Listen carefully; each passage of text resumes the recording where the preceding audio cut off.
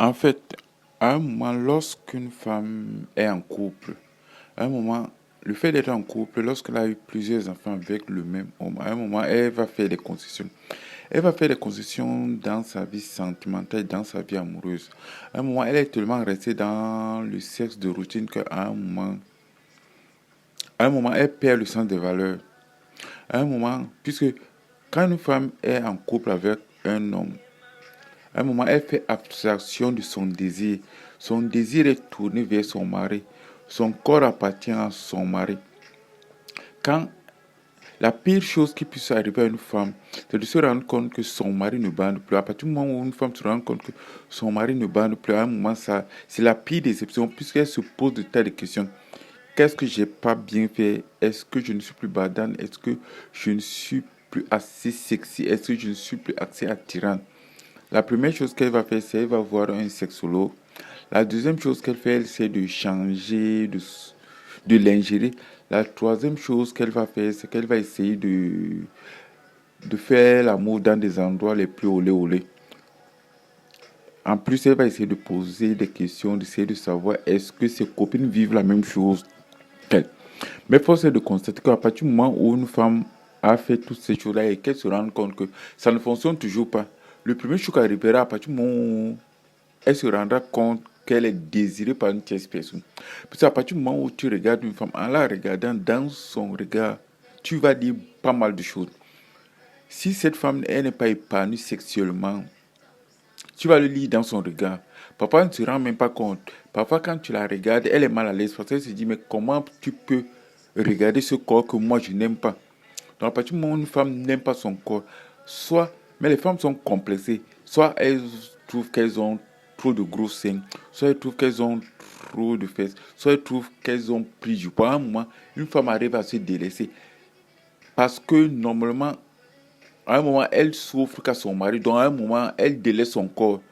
Puisque son mari arrive à la faire comprendre que la sexualité n'est pas la chose la plus importante. Donc, ce qui veut dire qu'à partir du moment où elle rencontre une personne qui désire son corps, à partir du moment où elle rencontre une personne qui suscite des émotions en elle, à partir du moment où elle rencontre une personne qui la met en chaleur, à un moment, elle est en pleine panique parce qu'elle ne comprend pas. Elle ne comprend pas. Elle ne comprend pas comment une tierce personne qui n'est pas son mari peut susciter du désir en elle. Comment une tierce personne qui n'est pas son mari peut susciter de l'envie chez elle. Comment une tierce personne qui n'est pas son mari, à qui son corps ne appartient pas, peut générer autant d'émotions, peut générer autant de sensations. À un moment, il se pose la question, donc ça veut dire que je suis encore désirable. Donc ça veut dire que je peux encore plaire à un homme. Ça veut dire que mon corps peut encore générer de l'envie. Mon corps peut encore générer du désir. Mon corps peut encore susciter de l'admiration. Donc ça veut donc dire que je peux encore faire l'amour et je peux encore prendre du plaisir. Le fait de savoir qu'une tierce personne peut la mettre en éveil, peut réveiller sa féminité, peut réveiller son corps, peut lui donner du désir, du plaisir à un moment. C'est à la fois un choc, c'est à la fois un échec parce qu'elle se dit, mais comment se fait-il que ce désir, ce plaisir que l'autre suscite en moi, ce désir qui est éveillé par le regard de l'autre, ce désir qui est éveillé soit par des paroles, soit par le fait que l'autre nous touche, par le fait que l'autre nous valorise, comment se fait-il que je n'arrive pas à avoir le même désir avec mon mari que j'aime de tout mon corps? Mais ce que les femmes oublient, c'est que l'amour et le sexe sont deux choses différentes.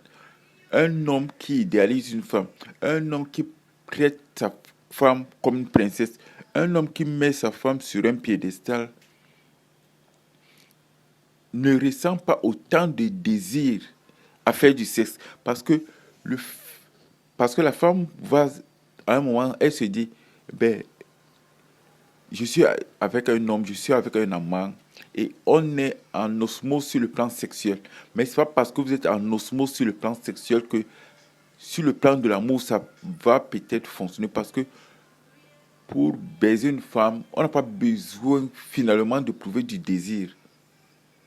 Un homme qui éprouve de l'affection, de l'amour au sens de plus pur, n'aura pas cette capacité à faire jouir sa femme.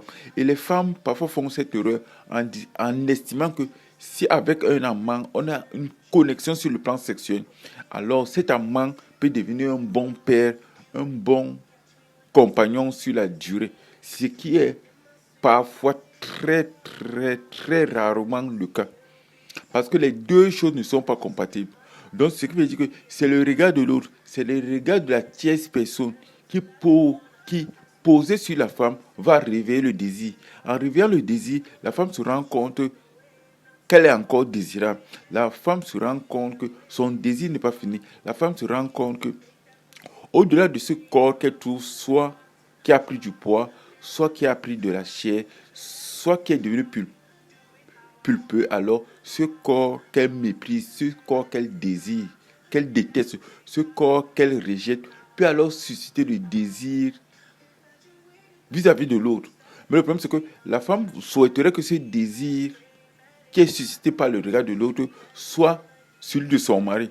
Mais ce désir ne peut pas être celui de son mari parce qu'à partir du moment où l'homme a vu sa femme dans toutes les positions, l'homme a fait déjà des enfants, à un moment, les couples se transforment en couple amis-copains où la femme devient où la relation homme-femme devient comme une relation fraternelle.